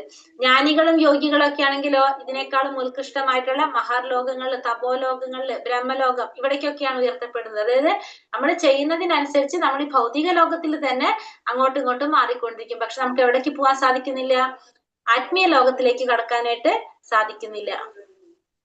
അവർ ഭക്തിയുടെ സേവനത്തിൽ വീണ്ടും യോഗ്യത നേടിക്കഴിയുമ്പോൾ അവർക്ക് എന്ത് സാധിക്കും, വൈകുണ്ഠ ലോകത്തിലേക്കോ അല്ലെങ്കിൽ ബ്രഹ്മജ്യോതിയിലേക്കോ ഒക്കെ പോകാനായിട്ട് സാധിക്കും. അപ്പൊ വീണ്ടും ഭക്തിയുടെ സേവനം ചെയ്ത് ഭക്തരാകുമ്പോഴാണ് നമുക്ക് എവിടേക്ക് പോകാൻ സാധിക്കുക, ആത്മീയ ലോകത്തിലേക്ക് പോകാനായിട്ട് സാധിക്കുന്നത്. എല്ലാവരും, എല്ലാ ജീവാത്മാക്കളും, ബ്രഹ്മാവ് മുതല് ഉറുമ്പ് വരെയുള്ള എല്ലാ ജീവാത്മാക്കളും പ്രകൃതിക്ക് മേൽ ആധിപത്യം സ്ഥാപിക്കാൻ ശ്രമിച്ചുകൊണ്ടേയിരിക്കുകയാണ് ചെയ്യുന്നത്. ഭൗതിക ഗ്രഹങ്ങളിൽ ബ്രഹ്മാവ് മുതൽ ഉറുമ്പ് വരെയുള്ള ജീവസത്തകൾ പ്രകൃതിക്ക് മേൽ ആധിപത്യം സ്ഥാപിക്കാൻ ശ്രമിക്കുന്നു. ഇതാണെന്ത്, ഭവരോഗം എന്ന് പറയുന്നത്. മനുഷ്യന്റെയോ മൃഗത്തിന്റെയോ ഏത് രൂപമായാലും ബ്രഹ്മാവിന്റെ രാത്രിയിലും ബ്രഹ്മാവിന്റെ ജീവിതാന്ത്യത്തിലുമുള്ള 2 പ്രളയകാലത്തും ആ ജീവന് പ്രകടമല്ലാത്ത ഭാവത്തിൽ പ്രവർത്തിക്കേണ്ടതായിട്ട് വരുന്നു. അപ്പോ ഈ 2 പ്രളയ സമയം, ഒന്ന് ബ്രഹ്മാവിന്റെ രാത്രി സമയത്തും ഒന്ന് ബ്രഹ്മാവിന്റെ ആയുസ് കഴിയുന്ന ജീവിതത്തിന്റെ അന്ത്യ സമയത്തും 2 പ്രളയം ഉണ്ടാകുമ്പോഴും ഒരു ജീവാത്മാവിന് എന്ത് തന്നെ പ്രകടമല്ലാത്ത ഭാവത്തിൽ പ്രവർത്തിക്കേണ്ടതായിട്ട് വരാണ് ചെയ്യുന്നത്. അതിനാണ് നമ്മൾ അപ്രകടിതാവസ്ഥ എന്ന് നമ്മൾ പറഞ്ഞത് അല്ലെ. നമ്മുടെ സംസാര ചക്രത്തിന് വിരാമം ഇടണമെങ്കിൽ നമ്മൾ എന്ത് ചെയ്യണം, ആത്മീയ ഗ്രഹത്തില് പ്രവേശിക്കണം. അപ്പൊ നമുക്ക് ഈ ഭൗതിക പ്രപഞ്ചത്തിൽ നിന്ന് നമുക്ക് മാറണം, നമുക്ക് ജന്മമൃത്യു ജരാവ്യാധികളിൽ നിന്ന് മാറണമെങ്കിൽ നമ്മൾ എന്ത് വേണം, ആത്മീയമായ ഗ്രഹങ്ങളിലേക്ക് നമുക്ക് പ്രവേശിക്കേണ്ടതാണ്. ഭക്തജീവാത്മാക്കൾ ഭൗതിക പ്രകൃതിക്ക് മേൽ ആധിപത്യം സ്ഥാപിക്കാൻ ശ്രമിക്കുന്നതിനാൽ അതിന്റെ കർക്കശ നിയമങ്ങൾക്ക് അധീനരായി അവർക്ക് ഭൗതിക ക്ലേശങ്ങൾ അനുഭവിക്കേണ്ടി വരുന്നു. പക്ഷേ ഈ ഭക്തജീവാത്മാക്കൾ എന്താ ചെയ്യുന്നത്, ഈ ഭൗതിക പ്രകൃതിക്ക് മേൽ ആധിപത്യം സ്ഥാപിക്കാൻ ശ്രമിച്ചുകൊണ്ടേയിരിക്കുകയാണ്. അതുകൊണ്ട് തന്നെ അവർക്ക് ഈ കർക്കശമായ നിയമങ്ങൾക്ക് അധീനരായിട്ട് പ്രവർത്തിക്കേണ്ടതായിട്ട് വരുന്നു. അപ്പൊ അവർക്ക് ഭൗതിക ക്ലേശങ്ങള് സംഭവിച്ചുകൊണ്ടേയിരിക്കും. മതധർമ്മം പുനഃസ്ഥാപിക്കുന്നതിന് വേണ്ടിയാണ് ഭഗവാൻ ഈ ലോകത്തെത്തുന്നത്. അതിന്റെ അടിസ്ഥാന തത്വം അദ്ദേഹത്തിൽ ശരണാഗതി മനോഭാവം വളർത്തുക എന്നാണ്. അപ്പൊ ഭഗവാൻ എന്തിനാ അവതരിച്ചത്, എന്താണ്, എല്ലാ ധർമ്മം പരിരക്ഷിക്കാൻ വേണ്ടിയില്ലേ, ഭക്തന്മാരെ രക്ഷിക്കാനും ദുഷ്ടരെ നിഗ്രഹിക്കാനും ധർമ്മത്തെ പുനഃസ്ഥാപിക്കാനും വേണ്ടിയിട്ടാണ് ഭഗവാൻ അവതരിച്ചതെന്ന് ഭഗവത്ഗീതയിൽ ഭഗവാൻ പറയുന്നുണ്ട്. അപ്പൊ അതിന്റെ അടിസ്ഥാന തത്വം എന്താണ്, എല്ലാവരും എന്ത് ചെയ്യണം, ഭഗവാനില് ശരണാഗതി മനോഭാവം വളർത്തണം. ഭഗവാനിൽ എന്താണ്, നമ്മുടെ മനസ്സും ശരീരവും ആത്മാവും എല്ലാം ഭഗവാന് സമർപ്പിക്കുക. ആ ഒരു മനോഭാവം നമ്മൾ വളർത്തേണ്ടതാണ്. ഭഗവാൻ 18:66 പറയണത് അല്ലെ, സർവധർമാൻ പരിത്യജ മാമേകം വര ശരണം വ്രജ. എല്ലാ ധർമ്മങ്ങളും ത്യജിച്ച് എന്നിൽ ശരണം തേടുക എന്നാ ഭഗവാൻ പറയുന്നത്. എല്ലാം ത്യജിച്ച് ഭഗവാന്റെ ശരണം തേടുക. അപ്പൊ എന്താണ്, ഭഗവാൻ നമ്മളെ എല്ലാത്തിൽ നിന്നും സംരക്ഷിക്കുമെന്ന് ഭഗവാൻ ഉറപ്പു തരാണ്. പക്ഷെ നിർഭാഗ്യവശാൽ പരമപ്രധാനമായി ശിക്ഷണത്തെ ദുർവ്യാഖ്യാനം ചെയ്ത് ജനങ്ങളെ പല വിധത്തിൽ വഴിതെറ്റിക്കപ്പെടുന്നു. പക്ഷെ എന്താ സംഭവിക്കുന്നത്, പലതരത്തിലും നമ്മൾ വഴിതെറ്റിക്കപ്പെടാണ് ചെയ്യുന്നത്. കാരണം അതിനിവിടെ ഉദാഹരണം പറയുന്നുണ്ട്. ആശുപത്രികൾ ആരംഭിക്കാനായിട്ട് ജനങ്ങൾ ഉത്ബോധിപ്പിക്കപ്പെടുന്നു. ഭക്തിയുടെ സേവനത്തില് ആധ്യാത്മിക അടുത്തിൽ പറയുന്നുണ്ട്, നോക്കട്ടെ. നിർഭാഗ്യവശാൽ പരമപ്രധാനമായി ഈ ശിക്ഷണത്തെ ദുർവ്യാഖ്യാനം ചെയ്ത് ജനങ്ങളെ പല വിധത്തിൽ വഴിതെറ്റിച്ചിരിക്കുന്നു. ആശുപത്രികൾ ആരംഭിക്കാൻ ജനങ്ങൾ ഉത്ബോധിപ്പിക്കപ്പെടുന്നു. ഭഗവത്ഗീത 7:14 വ്യക്തമായി സൂചിപ്പിക്കുന്നത് പോലെ ഈശ്വരാവബോധം ഉണർത്തിയാൽ മാത്രമേ ശക്തമായ പ്രപഞ്ച ശക്തിയെ ശാന്തമാക്കാൻ സാധിക്കുള്ളൂ. അപ്പൊ ആശുപത്രികള് ആരംഭിക്കാനായിട്ട് ജനങ്ങള് ഉത്ബോധിപ്പിക്കപ്പെടുന്നു. പക്ഷെ എന്താണ്, അപ്പോഴും നമുക്ക് എന്ത് കിട്ടുന്നില്ല, അവിടെ ആധ്യാത്മിക ലോകത്തിൽ എത്തിച്ചേരാനുള്ള വിദ്യ അവർക്ക് നൽകപ്പെടുന്നില്ല. നമ്മള് ആധ്യാത്മിക ലോകത്തിലെത്താൻ, സാക്ഷാത്കാരം നേടാൻ എന്താ ചെയ്യേണ്ടതെന്നുള്ളത് അവരെ പഠിപ്പിക്കുന്നില്ല. നമ്മൾ എന്താ ചെയ്തുകൊണ്ടിരിക്കുന്നത്, നമ്മുടെ ബുദ്ധിമുട്ടുകൾക്കുള്ള പരിഹാരങ്ങൾ ഉണ്ടാക്കാനാണ് നമ്മൾ ശ്രമിക്കുന്നത്. പക്ഷെ ഒരു കാലത്ത് നമുക്ക് സന്തോഷം കിട്ടാൻ സാധിക്കില്ല എന്നുള്ളത് നമുക്ക് മനസ്സിലാക്കി കൊടുക്കുന്നില്ല. താൽക്കാലിക ആശ്വാസത്തിന് വേണ്ടി മാത്രമാണ് നമ്മൾ പ്രവർത്തിച്ചു കൊണ്ടിരിക്കുന്നത്. താൽക്കാലികമായ ഭൗതിക ആവിർഭാവങ്ങളെ മാത്രം മനസ്സിലാക്കി നമുക്ക് ഒരാൾക്ക് തന്നെ സംരക്ഷിക്കാനായിട്ട് സാധിക്കില്ല. തുടർച്ചയായ ജനന മരണത്തിൽ നിന്നും രക്ഷപ്പെടണമെന്നുണ്ടെങ്കിൽ ഈശ്വരനുമായുള്ള ഭക്തിയുടെ സേവനം നാം ചെയ്യേണ്ടതാണ്. അപ്പൊ നമുക്ക് രക്ഷപ്പെടണമെങ്കിൽ എന്ത് വേണം, ഭഗവാനുമായിട്ട് ഭക്തിയുടെ സേവനം ചെയ്താൽ മാത്രമേ നമുക്ക് ഈ ജനന മരണ ചക്രത്തിൽ നിന്ന് രക്ഷപ്പെടാനായിട്ട് സാധിക്കുന്നുള്ളൂ. ഹരേ കൃഷ്ണ. അപ്പൊ ഇവിടെ എന്താ നമുക്ക് പറഞ്ഞു വരുന്നത്, നമുക്ക് താൽക്കാലികമായിട്ടുള്ള മോചനാണ് നമ്മളൊക്കെ ശ്രമിച്ചുകൊണ്ടിരിക്കുന്നത്. നമുക്കിപ്പോ അസുഖം വരുന്നു, നമ്മൾ എന്താണ് ആസ്പത്രികൾ ഉണ്ടാക്കും കുറെ അല്ലെ. പക്ഷെ സാക്ഷാത്കാരം നേടാൻ വേണ്ടിയിട്ട്, അല്ലെങ്കിൽ നമ്മുടെ ബുദ്ധിമുട്ടുകളും കഷ്ടപ്പാടുകളും കുറെ നമുക്ക് അറിയുന്നുണ്ട് അല്ലെ. ഭഗവാന്റെ നാമം ജപിക്കുക, ഭഗവത് ശ്രവണം ചെയ്യുക. പക്ഷെ ഇതിനൊന്നുമല്ല നമ്മൾ ആത്മസാക്ഷാത്കാരത്തിനുള്ള വഴികളല്ല നമ്മൾ ചെയ്യുന്നത്.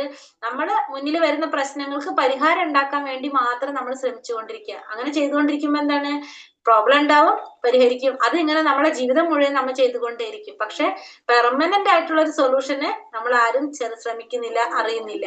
അതാണ് 14ാമത്തെ മന്ത്രത്തില് പറഞ്ഞു തരുന്നത്.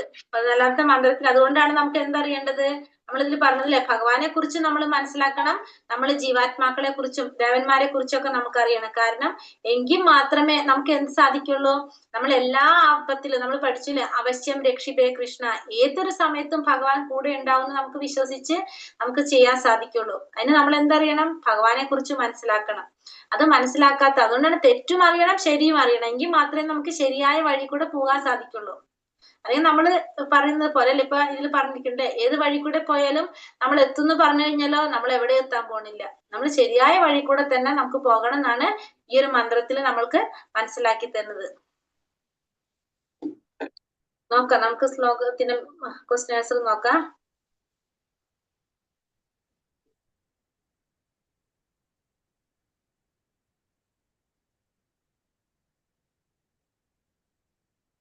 ഏതാണ് മന്ത്രം പറയുന്നത്, എന്താണ് ഇതില് 15-14 ഭഗവാനെ കുറിച്ചും അറിയണം, ഭഗവാന്റെ നാമരൂപ ഗുണ ലീലകളെ കുറിച്ചും മനസ്സിലാക്കണം, ദേവന്മാരെ കുറിച്ചും ഭൗതിക പ്രപഞ്ചത്തെ കുറിച്ചും ദേവന്മാരെ കുറിച്ചും മനുഷ്യരെ കുറിച്ചും മൃഗങ്ങളെ കുറിച്ചൊക്കെ മനസ്സിലാക്കി കഴിഞ്ഞാൽ എന്ത് സാധിക്കും, നമുക്ക് ആധ്യാത്മിക ഭഗവാന്റെ ധാമത്തെ പ്രവേശിക്കാനായിട്ട് സാധിക്കും. ആ ജനന മരണ ചക്രത്തിൽ നിന്ന് മറികടന്ന് അമൃതത്വം ആസ്വദിക്കാനായിട്ട് സാധിക്കും. അതാണ് 14ാമത്തെ മന്ത്രത്തില് പറയുന്നത്. എന്തുകൊണ്ടാണ് ഭൗതിക പ്രപഞ്ചത്തെ മർത്യലോകം അല്ലെങ്കിൽ മരണത്തിന്റെ ലോകം എന്ന് പറയുന്നത്, അവിടെ ബ്രഹ്മാവ് മുതൽ ഉറുമ്പ് വരെയുള്ള ഈ ഭൗതിക പ്രപഞ്ചത്തിലുള്ള എല്ലാ ജീവാത്മാക്കൾക്കും എന്തുണ്ട്, ജനന മരണങ്ങളുണ്ട്. ബ്രഹ്മാവ് മുതൽ ഉറുമ്പ് വരെയുള്ള എല്ലാ ജീവാത്മാക്കൾക്കും ജനന മരണങ്ങളുണ്ട്. അതുകൊണ്ട് ഈ ഭൗതിക പ്രപഞ്ചത്തെ എന്ത് പറയും, മർത്യലോകം എന്ന് പറയുന്നു. വിഷ്ണു പുരാണത്തില് എന്താ പറയുന്നത്, 6:7-61 പറയുന്നത് എന്താണ്, പരാപ്രകൃതി അപരാപ്രകൃതി അല്ലെ, ഭഗവാന്റെ രണ്ട് ശക്തികളെ കുറിച്ച് പറയാണ്. പരാപ്രകൃതി എന്ന് പറയുന്നത്, പരാപ്രകൃതി എന്ന് പറയുന്നത് ഉത്കൃഷ്ട ശക്തി ജീവാത്മാക്കള്, അപരാപ്രകൃതി എന്ന് പറയുന്നത് ഭൗതിക പ്രകൃതി. ഭഗവാന്റെ അധമ ശക്തിയും ഉയർന്ന ശക്തിയും ഏതാണ്? അതാണ് ഇപ്പൊ നമ്മൾ പറഞ്ഞത് അല്ലെ. ഭൗതിക പ്രകൃതി, ശക്തി, ജീവാത്മാക്കളും. ബ്രഹ്മാവിന്റെ ഒരു പകലിന് എന്ത് പറയും? കൽപ്പം. ബ്രഹ്മാവിന്റെ ഒരു പകലിന് കൽപ്പം. ഭഗവത്ഗീതയിലാണ് ഇതൊക്കെ. ചതുർയുഗങ്ങളുടെ കാലയളവ് എത്രയാണ്? 2000 വർഷം. 12,000. ആ 12,000 എന്നല്ലാതെ നമ്മൾ പഠിച്ചിട്ടുള്ളത് വേറെ രീതിയിലാണ്. ഇത് ദേവവർഷമായിട്ടാണ് പറയുന്നത്. നമ്മൾ പഠിച്ചിട്ടുള്ളത് എത്രയാണ്? എത്രയാണ്? 20,000. 43,20,000 48,20,000 കണ്ടല്ലേ. അതായത് ഏതാണ്? 4,32,000 പ്ലസ് 8,64,000 പ്ലസ് ഉണ്ടല്ലോ 4 കാലയളവ് നമ്മൾ പഠിച്ചിട്ടില്ലേ? അതെല്ലാതും കൂടി ആഡ് ചെയ്യുമ്പോ കിട്ടുന്നത് എത്രയാണ്? നമ്പർ ഓർമ്മയുണ്ടോ? എനിക്ക് ഓർമ്മ വരുന്നില്ല പെട്ടെന്ന്. 43,20,000. 43,20,000. അതാണ് ഈ 12,000 എന്ന് പറഞ്ഞിരിക്കുന്നത് കേട്ടോ.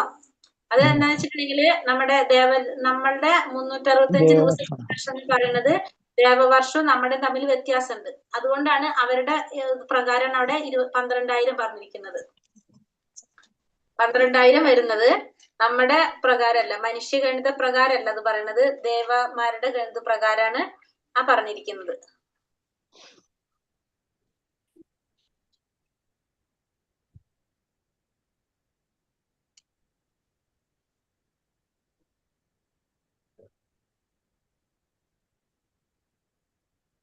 എഴുതി വെച്ചിട്ടുണ്ടായിരുന്നു. 43,20,000 ഒരു ചതുരയുഗം. ബ്രഹ്മാവിന്റെ ആയുസ് എത്രയാണ്? ഒരു വർഷം. 3,11,40,000 കോടി വർഷം. അതായത് ബ്രഹ്മാവിന്റെ ആയുസ് 100 വർഷം അല്ലെ. അത് കറക്റ്റ് കണക്ക് അവിടെ ഉണ്ട്, ഭഗവത്ഗീതയിലുണ്ട്. ബ്രഹ്മാവിന്റെ രാത്രി സമയത്ത് എന്ത് സംഭവിക്കും?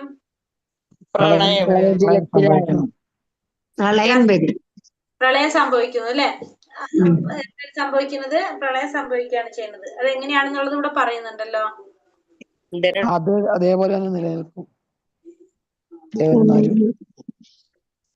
ബ്രഹ്മാവിന്റെ രാത്രിയിലും ബ്രഹ്മാവിന്റെ ജീവിതാന്ത്യത്തിൽ രണ്ടും പ്രളയകാലത്തും അത് ജീവന് പ്രകൃതി വർദ്ധിക്കേണ്ടി വരുന്നു.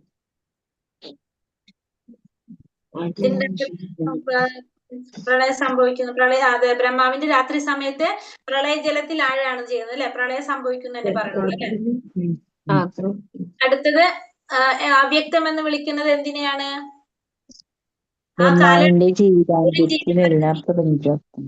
ജീവിവർഗം എന്താണ് ഒന്നും പ്രത്യക്ഷപ്പെടുന്നില്ല. അപ്പൊ അതിനെ നമ്മൾ എന്ത് പറയും? ആ ഒരു സമയത്തെയാണ് ആ കാലത്തെ അപ്രകടിതം എന്ന് പറയുന്നത്. അത് നിലനിൽക്കുന്നുണ്ട് ആത്മീയമായിട്ട്, പക്ഷെ നമുക്ക് പ്രകടിതമാകുന്നില്ല അത്. അതുകൊണ്ട് അതിനെ അവ്യക്തം എന്ന് പറയും. ഏകപാത് വിഭൂതി, ത്രിപാത് വിഭൂതിയാണ് കേട്ടോ. ശ്രീപാത് അല്ല, ത്രിപാത് വിഭൂതി വ്യക്തമാക്കുക. ഏകപാത് വിഭൂതി എന്ന് വെച്ചാല് ഈ ആത്മീയ ലോകത്തിന്റെ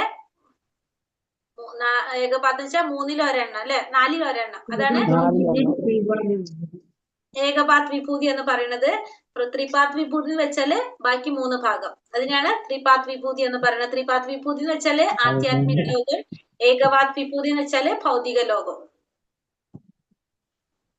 ഭഗവത്ഗീത 8:22 ഭഗവാനെ എങ്ങനെ സമീപിക്കാന്നാണ് ഭഗവാൻ പറയുന്നത്? ഭഗവത്ഗീതയിൽ എന്താ പറഞ്ഞിരിക്കുന്നത്? അവിടുത്തെ കലർപ്പില്ലാത്ത ഭക്തിയുടെ സേവനത്തിലൂടെ ഭഗവാനെ സമീപിക്കാൻ സാധിക്കും. കർമ്മം കൊണ്ടോ യോഗം കൊണ്ടോ സാധിക്കില്ല. കാമ്യകർമ്മങ്ങൾ ചെയ്യുന്നവരുടെ സ്ഥിതി എന്താണ്? അവരെവിടേക്ക് പോകും? പുണ്യലോകത്തിലേക്ക്, ചന്ദ്രനിലോ സൂര്യനിലോ പോകും അല്ലെ. അങ്ങനെ അവിടെ ചെന്നിട്ട് അവരെന്ത് ചെയ്യും? അസുഖം ഉൾപ്പെടുന്ന സ്വർഗലോകത്തിലേക്ക്. കാമ്യകർമ്മങ്ങൾ ചെയ്ത പുണ്യലോകത്ത് സ്വർഗലോകത്തിൽ പോയിട്ട് സുഖം അനുഭവിക്കുക. ജ്ഞാനികൾക്കും യോഗികൾക്കും എന്താ സംഭവിക്കുന്നത്? അവര് മഹർലോകം, മഹർലോകത്തേക്ക് പോകും. അവര് മഹർലോകം, തപോലോകം, മഹർലോകം, അതെ, മഹർലോകം, തപോലോകം, ബ്രഹ്മലോകം, ഇവിടേക്കൊക്കെ ഉയർത്തപ്പെടും. എന്നിവിടങ്ങളിലേക്ക് പോകും. എന്തുകൊണ്ടാണ് പെത്താത്മാക്കൾക്ക് ഭൗതിക ക്ലേശങ്ങൾ അനുഭവിക്കേണ്ടി വരുന്നത്?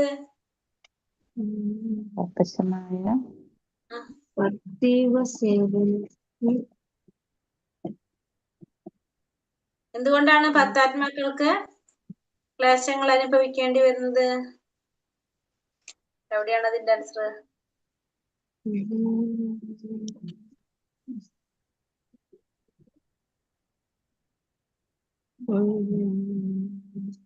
കണ്ടോ ആരെങ്കിലും? 13ാമത്തെ ആൻസർ എന്തോ കണ്ടു. എവിടെയാണ് പറഞ്ഞിരിക്കുന്നത്? ഭൗതിക പ്രകൃതിക്കു മേൽ ആധിപത്യം സ്ഥാപിക്കാൻ ശ്രമിക്കുന്നതിന്റെ ഭാവരോഗം. അതിനാൽ കർക്കശ നിയമങ്ങൾക്ക് അതീതരായി അവർക്ക് ഭൗതിക ക്ലേശങ്ങൾ അനുഭവിക്കേണ്ടി വരുന്നത്. അതായത് 100ാമത്തെ പേജിൽ, അതായത് എന്താണ്, ഭൗതിക പ്രകൃതിക്ക് മേലെ ആധിപത്യം സ്ഥാപിക്കാൻ ശ്രമിക്കുന്നത് കൊണ്ട് അവർക്ക് എന്ത് പറ്റാണ്? കർക്കശ നിയമങ്ങൾക്ക് വിധേയരായിട്ട് ക്ലേശങ്ങൾ അനുഭവിക്കേണ്ടതായിട്ട് വരും. ഭൗതിക പ്രകൃതിക്ക് മേലെ ആധിപത്യം സ്ഥാപിക്കാൻ ശ്രമിക്കുന്നത് കൊണ്ട്. പിന്നെ അടുത്തത്, ധർമ്മങ്ങളുടെ എല്ലാം അടിസ്ഥാന തത്വം എന്താണ്?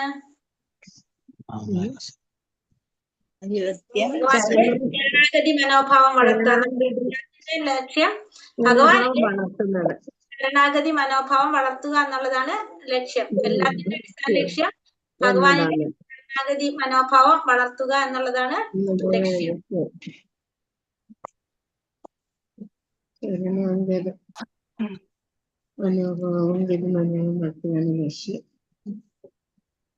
ഭഗവാന്റെ ശരണാഗതി മനോഭാവം വളർത്തുക എന്നുള്ളതാണ് എല്ലാത്തിന്റെയും അടിസ്ഥാനമായ ലക്ഷ്യം എന്ന് പറയുന്നത്. ഹരേ കൃഷ്ണ. അപ്പൊ അത്ര